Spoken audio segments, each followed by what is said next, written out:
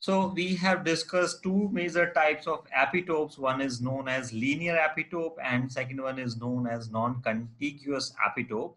Non-contiguous epitope is present in protein sequence here and there, and they will make a complete epitope only if it is correctly folded. If it is somehow unfolded or heated, this protein will lost all the non-contiguous epitopes, whereas uh, it will contain or it will maintain these linear epitopes, right?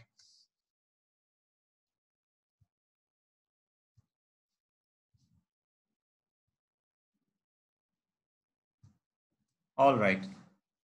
So this epitope, which is actually a portion of complete protein, suppose this is an immunogenic protein, and only a portion of this is actually will work like epitope.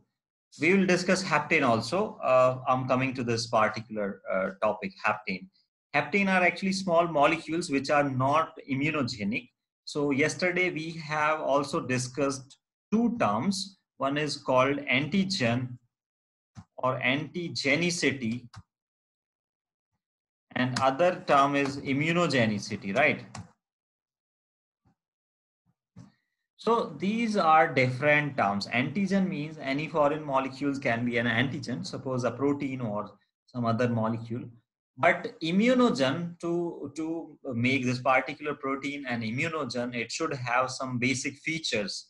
It should have a large size, it should be foreign, okay, it should not belong to our body, and it should be complex and stable. So these are some features for making an antigen and immunogen. So we can say all antigens are not immunogens, whereas all immunogens are actually antigens, right? So suppose haptane are small molecules which are not immunogenic. But if you link these small molecules with some protein, some carrier protein, they will become immunogenic because they can activate some of the immune response. They can activate or provoke, better term is provoke, an immune response. Whereas antigens can provoke or cannot provoke an immune response. So all immunogens are actually antigens, but reverse is not true. It is not always necessary that all antigens are immunogens. Sometimes they are haptanes. So the term haptane is generally used to show that this is antigen, but this is not immune. This is not having the immunogenic properties. It cannot provoke an immune response within a host body. So they are called haptanes. These are small non-immunogenic molecules, which if linked to an carrier protein, they will become immunogenic. So haptane and epitope are same term, right? Because these will be recognized by antibodies, and the reasons over antibodies are called paratopes. So this is called epitope binding site. You can also call it paratope. So right, this is called paratope. All right. So epitope is actually present over antigen, whereas paratope is actually present over antibody. These are respective sites or complementary regions which will interact with each other. Suppose it will bind here, it will fit here.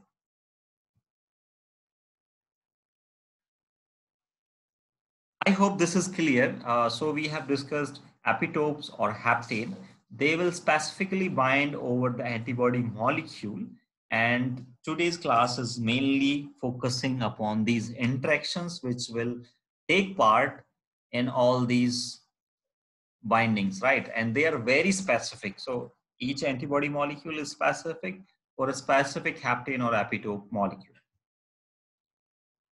So an epitope or a haptane, which is specific or complementary to the region of antibody, is called paratope. Now, antibody molecule can be divided into two portions. One is called FAB or fragment antigen binding, which is actually this region, right? So this region is actually fragment antigen binding. So it will actually have the paratope region. All right. Whereas the other portion that is called fragment of crystallization, this one, okay, so this is called fragment of crystallization, and this will help binding this antibody molecule to the neutrophils or some other kind of phagocytic cells. Now we will discuss what are the possible kinds of interactions which will exist when an antigen molecule will interact or an epitope will interact with paratope. So paratope is the region of antibody, epitope is the region of antigen. So now we will be more specific. So basic interactions are non-covalent in nature. They are hydrogen bonds, ionic interactions, hydrophobic interactions, which are major kinds of interaction in these proteins. Van der Waals interactions and sometimes ionic bonds. These are major kinds of non-covalent interactions which will exist when an antigen will interact with an antibody, or more specifically an epitope or hapten will interact with paratope, right? So paratope is actually having other name also. So sometimes we call them complementary determining regions. Why so? Because they will determine the complementarity between the antigen and antibody molecule, right? So they are called CDRs, complementary determining regions. We will discuss them in more detail. Let's go. Let's go into the more details, right? So suppose this one. So we will come to this particular diagram. Actually, I will discuss this diagram. This is a major diagram I want to discuss with you all. But before this, actually, I need to tell you there are two regions. One is called FAB region. So generally, an antibody molecule can be represented by this Y-shaped diagram, which is actually having this kind of proteins, right? So it is having variable region of heavy chain, variable region of light chain. So these two regions, which are variable in nature, they will make this particular region paratope region or the complementary determining region. So this is responsible for antigen binding, whereas this lower portion is having some effector activity, so it will bind with the surface of neutrophil or macrophage, right? Now, an antibody molecule can have 5 different types of heavy chains called mu, gamma, alpha, delta, and epsilon, right? So they will lead to the synthesis of respective antibody molecules if the mu chain is present. So this is called IgM, right? Mu for M, gamma for G, IgG, alpha for A, IgA, delta for IgD, and epsilon for IgE. So we know there are 5 major kinds of antibodies. What are these? Ig. So first of all, IgM, because this mu, then IgG, gamma, IgA, IgD, and IgE. So there are 5 different types of immunoglobulin molecules: IgM, IgG, IgA, IgD, and IgE, depending upon the presence of this heavy chain, which is blue colored portion in this antibody molecule. And also, antibody molecule can also, the complementarity between the antigen and antibody interaction will be decided by this light chain, which is shown in this other chain, right? So this is light chain, which is actually having only 2 domains. One is called variable region of light chain, and another is called constant region of light chain. So there are 2 major type of light chains. One is either kappa or lambda. So one major question has been asked from this portion. So I am telling right now. So these 5 different heavy chains, which are giving rise to 5 different type of antibodies, are actually encoded by chromosome number 14 in humans, right? Whereas the light chain So chromosome 14 is actually having all the heavy chain genes, right? So all the heavy chains will actually come from chromosome number 14 in humans, whereas this kappa chain, which is light chain in humans, will come from chromosome number 2, and the lambda will come from chromosome number 22. So you need to remember all these things.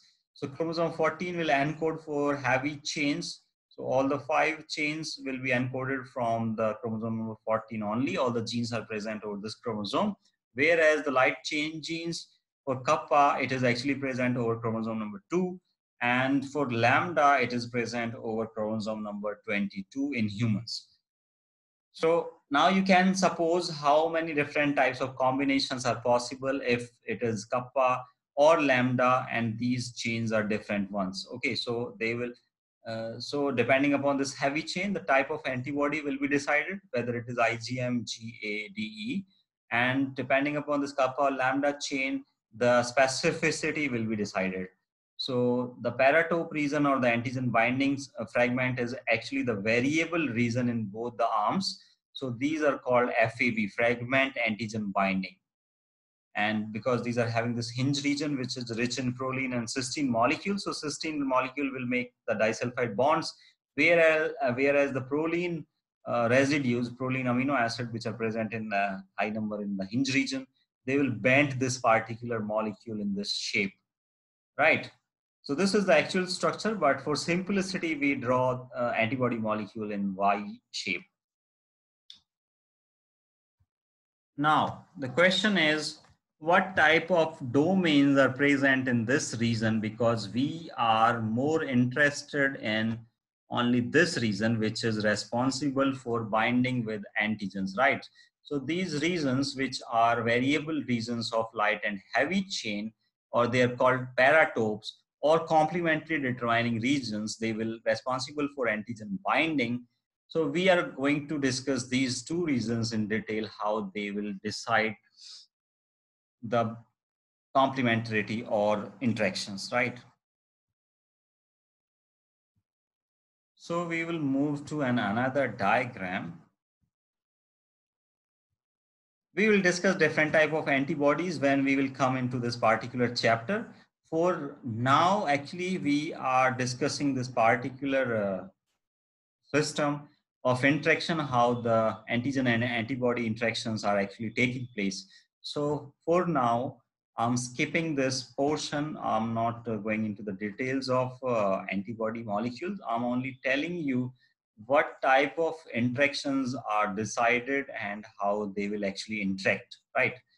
So you can read this particular text from here. Actually, the hinge region is rich in proline residues, therefore it will bend shape, and the regions which are paratope regions are called hypervariable regions and could be shown to interact with the bound antigen. They were renamed as complementary determining regions or CDRs. So you can call these regions which will interact with antigens as complementary determining regions, which will be made by the variable region of heavy chain and the variable region of light chain. Now there are three different types of complementary determining regions. So for detail, you will go through this particular diagram. All right. So first of all, this diagram is actually showing the complementary determining regions, which are actually, so this is a complete antibody molecule, right? And these antibody molecule, which is glycoproteins, so this protein portion is having large number of beta pleated sheets, which you can see they are present in anti-parallel form. So this anti-parallel beta sheets are present in the variable region of light chain. So this is actually our domain in which we were interested. So variable region of light chain, and this is the constant region of light chain. Similarly, the similar domains are also present in the variable region of this heavy chain, and the constant region of heavy chain. So, but for now we are discussing this domain only. So what is domain? Domain is three-dimensional, fully folded portion of protein um, which can function independent of other protein or other segment of that particular protein. So these are domains. Uh, in this domain, the regions, which are these loop like regions, are called complementary determining regions or paratopes, right? So these loops will going to interact with the epitope region of any antigen. For more clarity, actually, these beta strand, for simplicity, actually they are present in this form. But for simplicity, you can suppose these antiparallel sheets are present in this form, antiparallel form, and they are making this. And if you are able to see, this constant region of light chain is actually not having the paratope region or complementary determining regions. They are only present in variable region of light and heavy chain. So therefore they are shown here in this blue color. Folds are called complementary determining regions. For simplicity, they have shown like this. So there are three different types of complementary determining regions, 1, 2nd, and 3rd. If you are so it is written somewhere. So first of all, these are hydrophobic interactions between these beta pleated sheets. They're held together by hydrophobic interactions. As you can see, this black line here, these are hydrophobic interactions showing. And then they are anti-parallel, therefore they are more stable interactions. The three loops of each variable domain show considerable variation in length and amino acid sequences. Therefore, they are the three different types: CDR1, CDR2, CDR3, right? These hypervariable regions, blue color, make up the antigen binding site. Hypervariable regions are usually called complementary determining regions, or CDR for simplicity. The heavy chain domains have the same characteristic structure.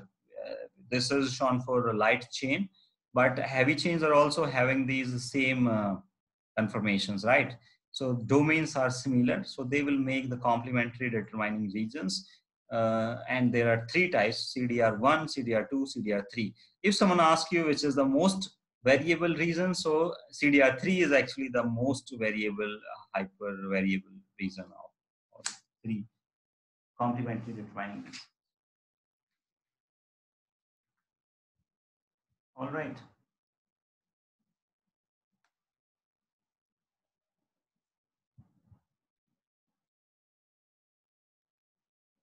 Now the question is, one major question which can be asked from this particular portion.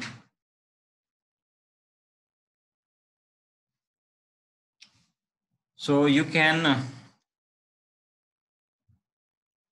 are able to understand this, that okay, so as I told you in the antibody molecule, right? Suppose this one, this complete region is called paratope. If not this, at least this region, which is the portion of variable region, is called antigen binding region or complementary determining region, or for simplicity, you can call it paratope, right? Which will bind with antigen or epitope region of that particular antigen. So this is actually shown in this form, right? And it is having complementary determining regions. So the question is, what should we call these other portions, other fragments? Suppose this particular fold, which is also present in this this region, this paratope region. So the regions which will not bind with antigen or epitope are actually called framework regions. So for simplicity, I'm trying to write them here. So these are called complementary determining regions, and the white color portion which will not responsible for binding with epitope are called framework regions, right? So obviously there are some other segments or regions which are present over the antibody molecule paratope region, which will not interact with antigen, and therefore they are called framework regions, or for simplicity, you can call them FRs, framework regions. All right. So they are framework regions, and these are complementary determining regions, which are shown in light blue color here. Now the question is how they will interact. So as I told you, there are some non-covalent interactions, for example, hydrogen bonding, hydrophobic interactions, van der Waals, and all these things.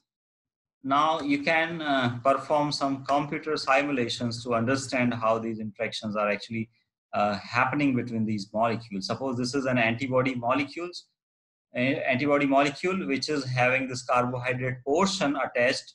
So suppose this is actually IgG1, which is, there are 4 different types of IgG molecules found in humans. So it is also has some carbohydrate portion which is attached with the proteins fragment, and therefore these antibodies are glycoproteins because they are having some carbohydrate molecules also.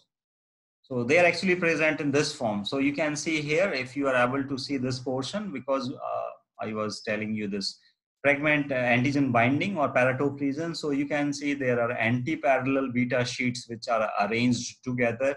And if you are able to see these loops, these loops are actually called as complementary determining regions, but all of them will not responsible for binding with the antigen or epitope, and therefore they are called as framework regions. So I'm trying to draw these framework regions with some green color, right? So these are framework regions which will not interact with epitope. All right. So same in this particular arm. So both, I hope this is clear. And if you have a query, please ask. Free to ask queries, right? So if you see this diagram now, this is antibody molecule, which is the half this side, and there are 2 colors. One is this blue color, one is this red color, which is actually showing the light chain and heavy chain. And in the blue chain, this portion is actually complementary determining regions, and which is also present in the heavy chain, and they are interacting with this antibody. These antibody molecule will interact with the antigen epitope region. So the pattern which is present over antigen will be complementary to the paratope region. So epitope and paratope will interact with each other. And if you see this, so there is a little gap between these two. If you see at high resolution, and this gap is generally 8 angstrom between the, right, because there are many non-covalent interactions which are taking part in this binding or the complementarity, and generally they are having a gap between the separating this antigen from the antibody by around 8 angstrom, right? These are some important things you need to remember. And once it is able to bind with the epitope, there are some conformational change which are seen in the antibody molecule so that it can bind with antigen more tightly. So there are some conformational changes can occur on binding of antigen to the antibody molecule. All right. Okay, so we have discussed 2 type of antigen, 2 type of epitope region which are present over antigen. One is called linear epitope, which will remain same whether the protein is folded or unfolded. But there is second type of epitope which will form when this protein will fold. And if you heat this particular protein or somehow unfold this protein, what will happen? The second type of epitope will be lost, right? Now the question is, if this is a protein molecule, how many amino acid will together make an epitope so that it can bind with an antibody molecule or paratope region? So in the next page, the answer is given here. So at least you need 6 to 8 amino acid in a protein which will make an epitope region so that it can bind specifically with the paratope region of the antibody, right? Similarly, if it is a carbohydrate molecule or dextran or a saccharide molecule, it will need at least 4 units, 4 monosaccharide units to act as an epitope. And if there is 4 residues, so see this particular graph, if there is only 3 molecules, it is showing very less immune response or very little antibody molecule will bind to this. But if it is having 4 number of residues or 4 carbohydrate monomers, isomaltotetrose, then it will show good amount of response. So it can work as an epitope or antigen. But if you increase the number of, so this is good, it is showing good response if it is made up of 4 monosaccharides. If it is made up of 5, this is called pentose sugar, and it will show very good response, right? So it is better actually. And if it is made up of hexose sugar, then it is excellent. All right, so and if you further increase the number of carbohydrate moieties in a saccharide, polysaccharide, they will not show any further increase. So around 4 to 6 number of residues in carbohydrate, they will work like antigen. Similarly, in protein, 6 to 8 number of amino acid will be good epitopes. They will work like, uh, they can efficiently bind with the antibody molecule.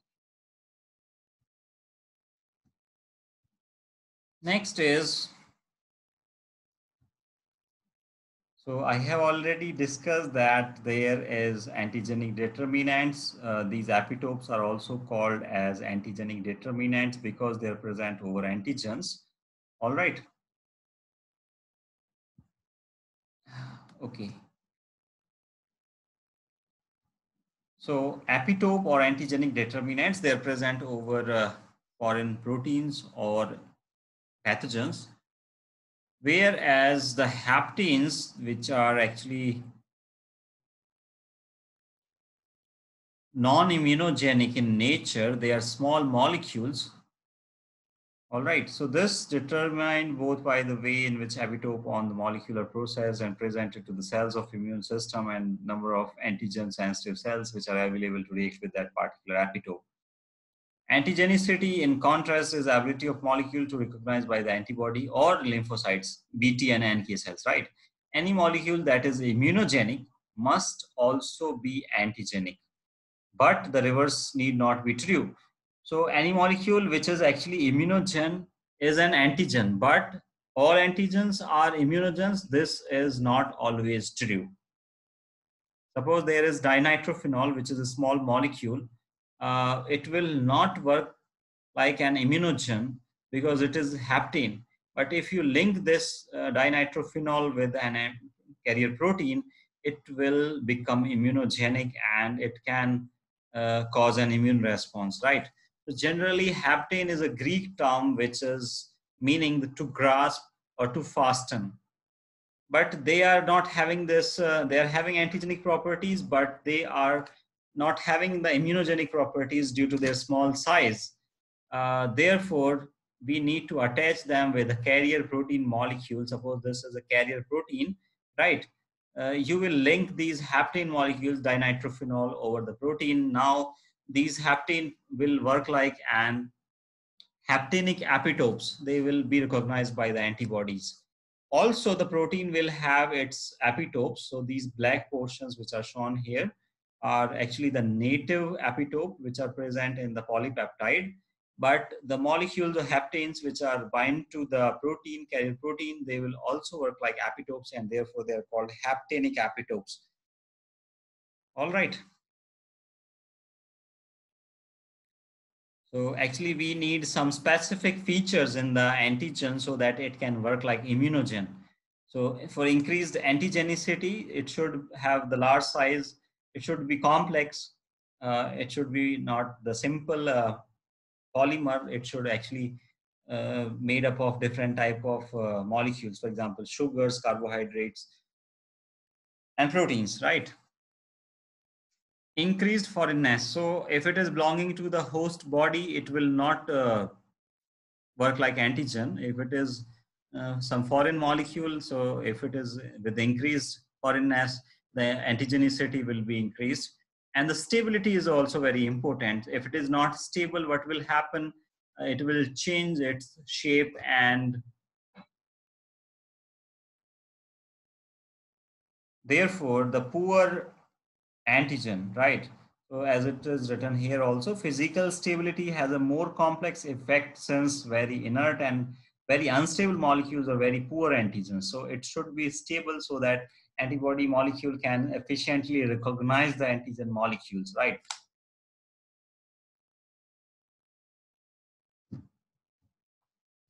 All right. So there we have discussed about the two terms.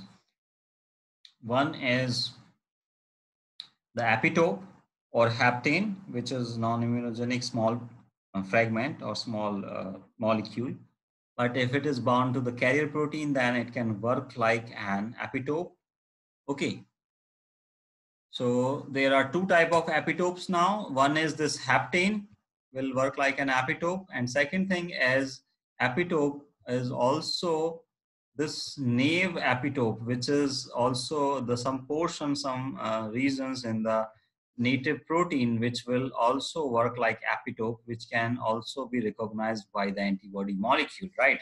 So there are two type of epitope. If some carrier protein is carrying this haptane molecule, so this is haptenic epitope and the native or nave epitope. Further epitopes are of two types. One is linear, one is the second type is non-contagious, in which are formed by the three-dimensional folding of these protein molecules, right? Then we have discussed about the paratope regions, which are present over antibody molecule, which will bind specifically with the epitope regions of antigens. These paratopes are called complementary determining regions, CDRs, and these CDRs can be further classified or further categorized into three types: CDR1, CDR2, and CDR3, right? So as I told you, CDR3 are most or highly variable regions. They are highly variable. So I'm writing here, CDR3 are actually highly variable. All right. And the other thing is the region which will not bind with the antigen or epitope are called framework regions. So this also I told you, framework regions, FRs.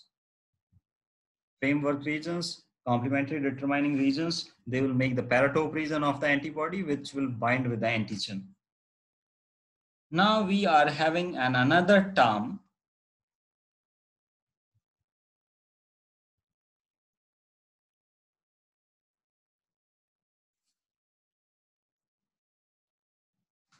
called agratopes. So now we will discuss about agratopes.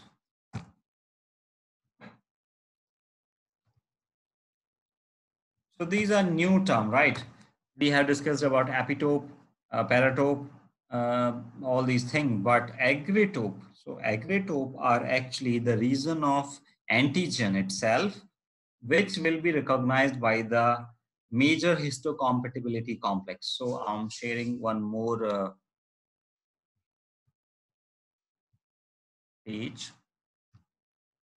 So see this.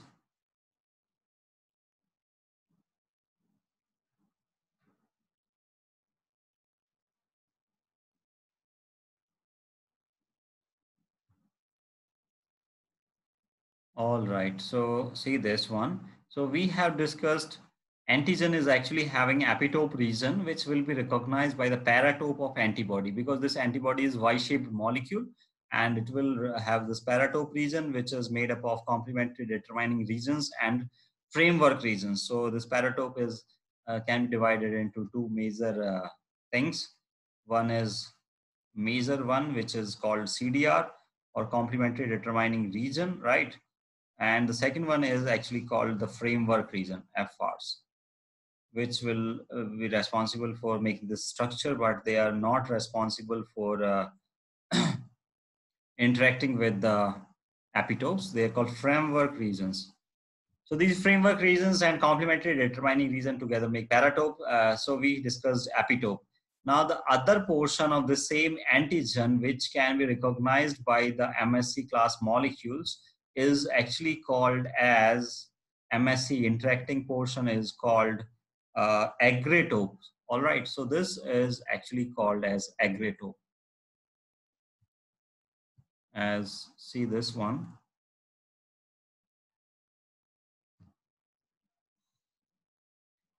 So as I showed you the antibody molecule, right? So this can be antibody molecule or the T cell receptor. Antibodies are called B cell receptors. Similarly, the T cells are also having these receptors which can interact with the epitope or the region of antigen molecule, right?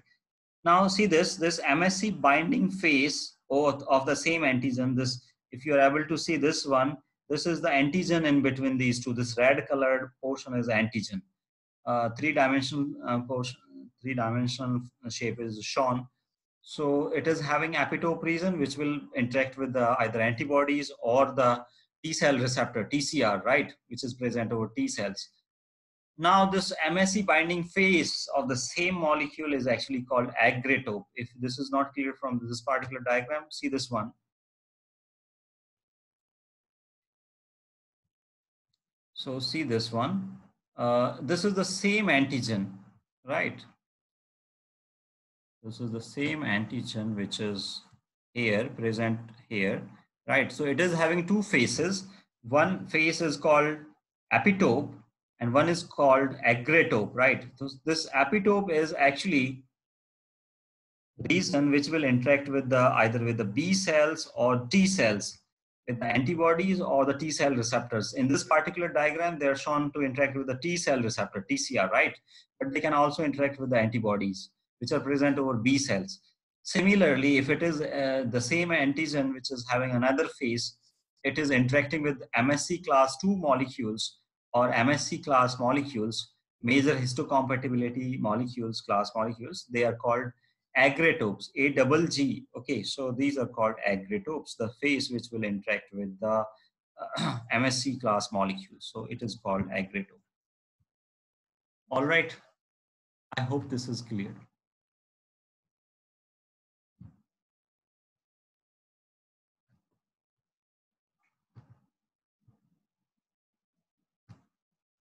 Now, we are going to discuss some of the applications, how these antigen antibody interactions. So I hope you are able to understand how these interactions are taking place. So there are non-covalent interactions. We have discussed them, how they're interacting, what is the gap between antigen and antibody molecule if you make some computer simulation, right? So all these things we have already covered.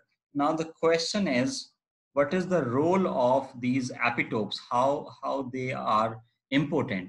So because each antigen and each foreign molecule is having some specific shape. And always remember, in case of epitope, always the shape matters, not the amino acid sequence. It has been seen that the specificity between the antigen and antibody is depending upon the shape, not depending upon the sequence of amino acids which are present in this particular shape. So that's why I showed you a very rough diagram.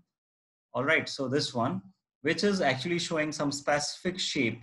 So these shapes are will work like epitopes. These regions will be recognized by the antibody molecules, and overall shape will matter, not the amino acid sequence, right? Now, what is the importance? So first thing is they are important because they are present over any antigen, any foreign molecule. Not only foreign molecules, these epitope regions are actually present over red blood cells surface. So we all know the blood groups. We are actually having four types of blood. So A, B, AB, and O type. These are the type of blood group is actually decided by the presence of these epitopes or antigenic determinants over the red blood cells plasma membrane. So what is going to make the difference between these different blood groups, right? So we are humans, we are all having the same blood, we are all having the red colored blood, right?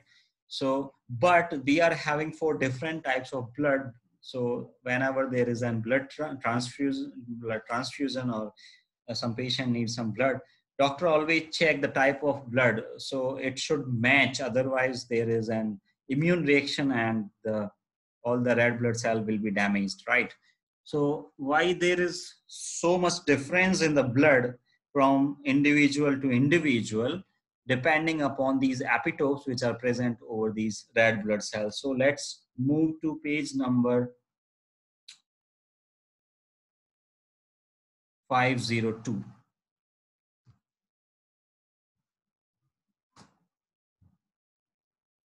Oh my goodness, so sorry. 502. All right, so here is one diagram which is showing the difference in blood groups depending upon these antigenic determinants or antigens. So generally, we all have this H antigen, and this H antigen is made up of two galactose residues. So actually, this portion is same in all the individuals. In all humans, the lipid protein portion is same, but the molecule which is actually the sugar molecule or carbohydrate, they will make each individual different. So because we all have different blood groups, not like this we all have different blood groups, but we can have the same blood group also. For example, two individuals may have blood group A or blood group B, but we do have variations, right? We are having four different types of blood groups. So this difference is actually depending upon the sugar residues or the carbohydrate molecules which are present over the surface of red blood cells. So first of all, this H antigen is common. It is present in all individuals, irrespective of blood group. So this H antigen is made up of this yellow color is actually the N-acetyl glucosamine. So for simplicity, you can write this N-acetyl glucosamine as N-acetyl, right? So you can write this N-acetyl, and for glucosamine, you generally write GLC, right? Glucosamine, right? You will write glucosamine, N-acetyl glucosamine. And if it is N-acetyl glucosamine, sorry, galactosamine, then you will write galactose instead of glucose. So galactose will come. And for simplicity, this GL for galactose, GLC for glucose. And if it is having this N-acetyl portion attached to it, then it is written as NAC, N-acetyl, right? You can also put one hyphen between N-acetyl, right? It is having one fucose, and also it is having two galactose molecules. So two galactose, one N-acetyl glucosamine, two galactose, and one fucose. These sugars are 5 in number, and they are present in each and every individual irrespective of blood group. So now what is going to make the difference is, so if some individual is actually having this H antigen, he or she should have O blood group. So as written in this particular table. So blood group is actually the phenotype, but the antigen which is present over the erythrocytes or red blood cells is actually the H. So if the individual is actually having this H antigen only, then the blood group is O. If one more sugar is added to this H antigen, this is called N-acetyl galactosamine. So you can also write this as N-acetyl galactosamine is written as, so remember this is galactose, not glucose. Here we are having N-acetyl glucosamine in the H antigen, but one more sugar is added if it is A antigen. So it is written as N-acetyl and galactose, GAL, N-acetyl galactosamine, which is the feature of A antigen. So only a single sugar can make a huge difference. So all the individuals which are having A antigen or A blood group are actually having this sugar. Many times asked in many competitive examinations, which is the sugar which will decide, which will make this A blood group. So N-acetyl galactosamine, always remember this is galactose, right? And if this is non-N-acetyl, it is simply galactose, then it will become B antigen and B blood group. So this is a small difference, a single sugar difference between the blood group A and blood group B. Also, there is a small difference because both are galactose, but the only difference is this N-acetyl group, which is attached to this galactose residue, right? So this N-acetyl residue which is attached is making it A antigen. So A is actually having this acetyl group. Remember, this A is actually having this. So whenever there is acetyl, it will for A blood group. And if this acetyl is not there, right, this is simply this glucose, then it will become B blood group, right? So for simplicity, this table is shown here and you can find each and everything from this table. So see here, if this genotype is AA or AO, then the blood group will be A. It will have A antigen or A epitope antigenic determinant. And if it is A, it will have anti-B antibodies. So remember, it will have opposite type of antibody. So if you transfuse the B blood group to the A type individual, it will react because it is having anti-B. These antibodies against B will destroy all the blood cells in the circulation. Okay, so that's how it is regulated. So if it is A antigen or A blood group, the individual is actually having H antigen, and to the H antigen, one more sugar is added, which is actually acetyl galactosamine, N-acetyl galactosamine. If it is not N-acetyl, it is simply galactose residue, then it will be B antigen and the person is having a B blood group. B blood group individual will have anti-A antibodies and therefore you cannot transfuse A type blood to the B individual, right? If it is having AB, it will have both antigens. So some of the RBCs or each RBC is actually having both the antigens. It will have N-acetyl galactosamine and galactose. So it will have both type of antigen or epitopes over their RBCs.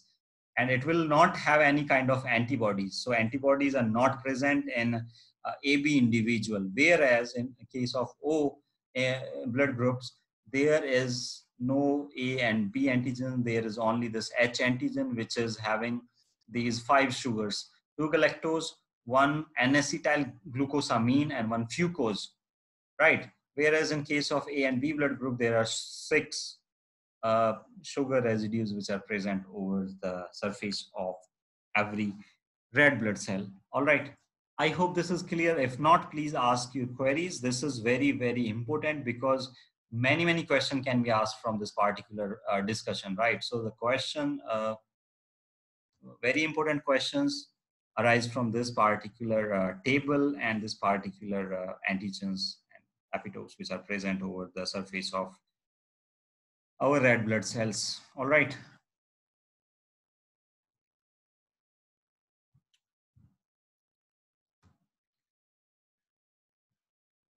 So there is a query. So let me answer this first.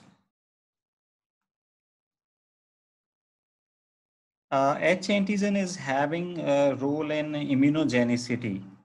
Yeah, it have role in immunogenicity because the O blood group antigens or the person who is having an O blood group, right?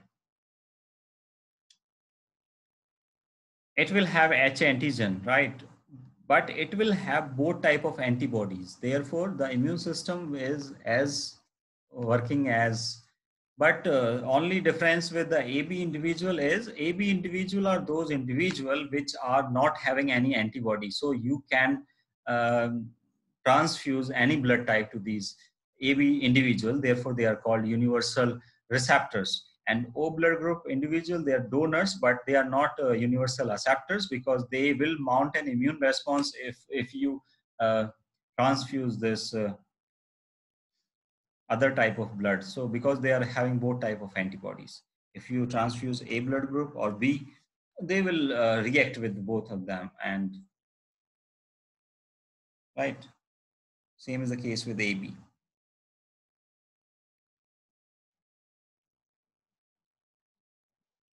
Ankit, are you able to understand this, beta? All right. So this is very, very important. I'm telling you again, this is important. So you need to remember, if you remember one thing, the A antigen is actually the A blood group people are having this acetyl galactosamine, whereas the B blood group individual are having galactose only, right? They are not having an acetyl version of galactose, whereas this is having an acetyl galactose, right? And H antigen or the O blood group individual, they do not have an acetyl galactosamine at all. They do have galactose, but this additional galactose is not there. They are having only 5 sugar residues. So these carbohydrate moieties or monosaccharides are very, very important in determining the blood group of individuals. Now we will move to one more topic we are going to cover in this particular class. What is the disadvantage of these epitopes? So some microorganisms, suppose as I showed you this particular diagram, so these are some specific epitopes which will be recognized by some of the antibody molecules, but only when they are foreign, they are not belonging to our body. We all do know that antigens are also present in our body, but they are not recognized by our immune system because they are belonging to our body. They are not foreign, right? So some microorganisms deploy this strategy to do infection. They will mimic the antigens of our host body.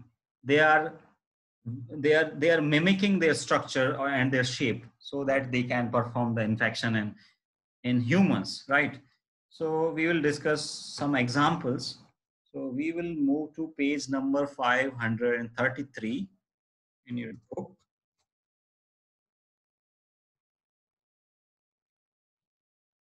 So see this paragraph, I have underlined this one. So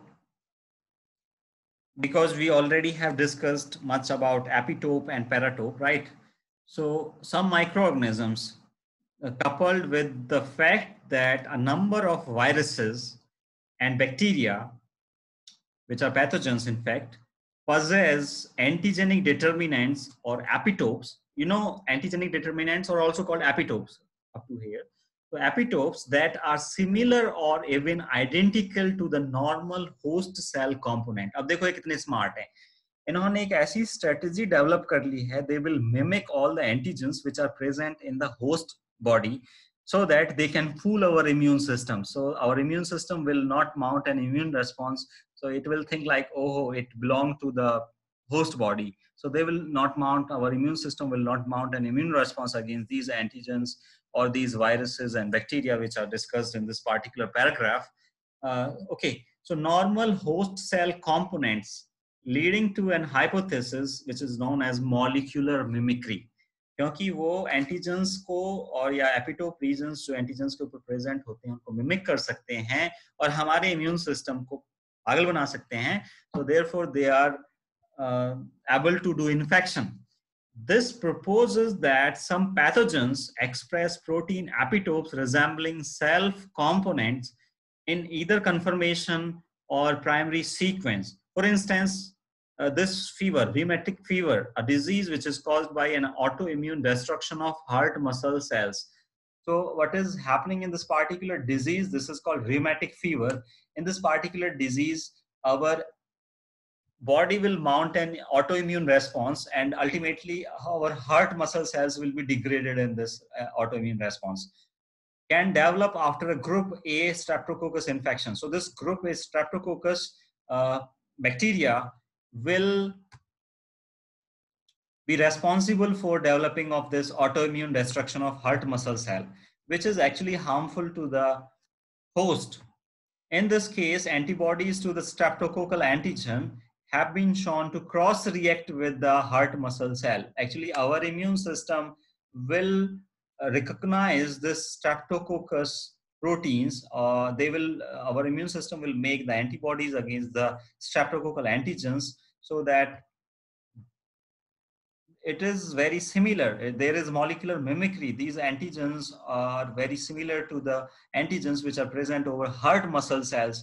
Therefore, our heart muscle cells are also damaged in this particular immune response. Have been shown to cross-react with the heart muscle proteins, resulting in the immune complex deposition and complement activation. अब क्या होगा? बहुत सारे immune complex deposition, यानी कि antibody molecules बन जाएंगे और वो रिएक्ट करेंगे.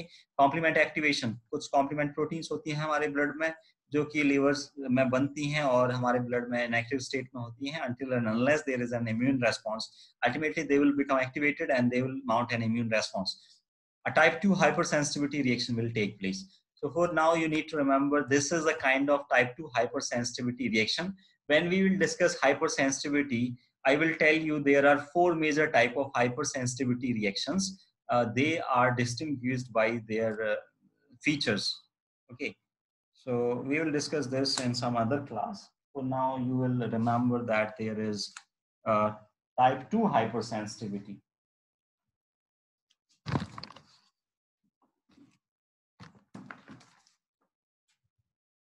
Wait a minute. So if you have Pathfinder,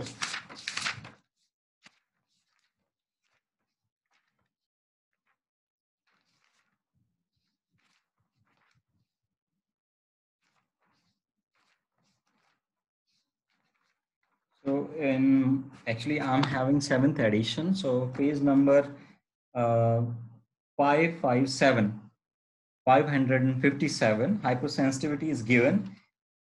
First one, so for now leave other types.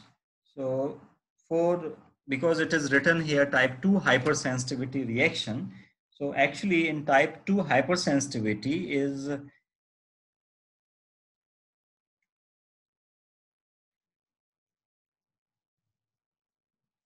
so what will happen actually? So antibody molecule will bind with antigen and epitope regions, and ultimately they will activate some of the complement pathways, and this complement mediated hypersensitivity reactions will react with the cell membrane components, leading to the complement fixation, and ultimately what will happen, it will make the pores in the antigen surface or pathogen.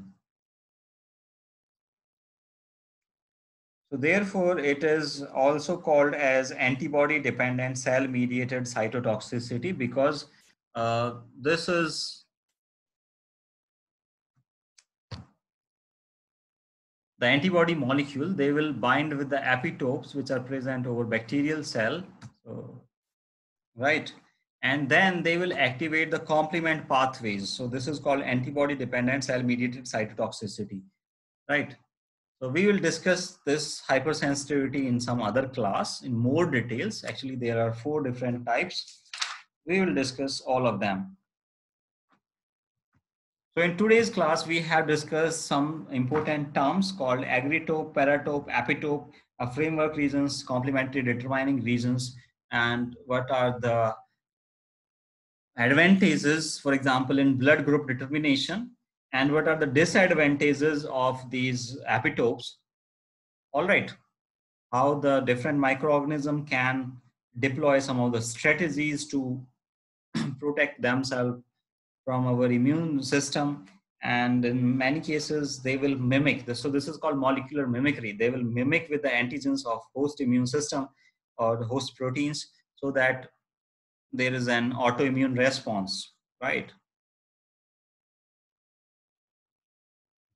All right, so that's all for today. If you have any queries, you can ask.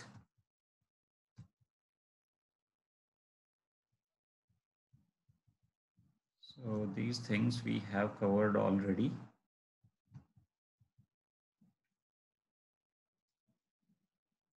Haptanes also we have covered. Haptanes are small, normally non-immunogenic molecules, usually in a non-biologic origin. So they are synthetic mostly, for example, para-nitrophenol, that behave like synthetic epitopes.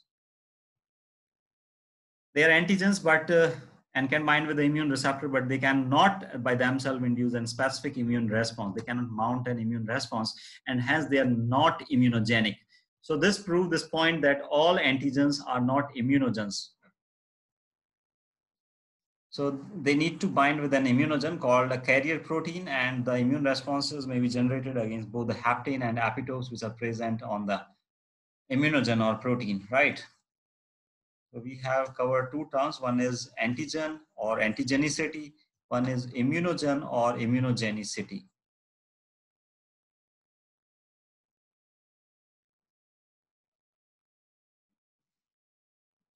So the epitopes may have different types of shapes, and these shapes will be recognized by different antibody molecule, the complementary determining regions present over antibody molecules or receptors. All right. So there are two further terms. One is called affinity and one is called avidity. So what is the difference? Affinity is used for the single binding site. Suppose there is an antibody molecule and there is only one epitope. So the binding between these two is actually called affinity. Whereas if there is a combination of, or there are many number of binding sites present, then it is termed as avidity. So the collective affinities where multiple receptors are involved is actually called avidity. So avidity is a plural form for affinity. All right. So these two terms are very related, affinity and avidity. So it is a collective term for all the affinities which are present over some kind of antibody. Suppose IgM, which is made up of 5 different type of antibody molecules. So if you remember page number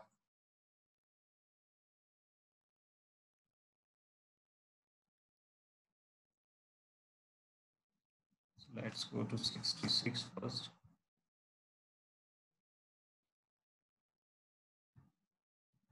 All right. So there are two terms. One is affinity, one is avidity.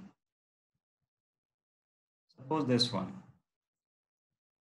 So if you talk for IgG, IgDE, they are monomeric antibodies. So they are having two arms. So if a single antigen will bind to this arm, this is called affinity, right? To this arm, this is affinity. But if the collective term is used for both the arms, this is avidity.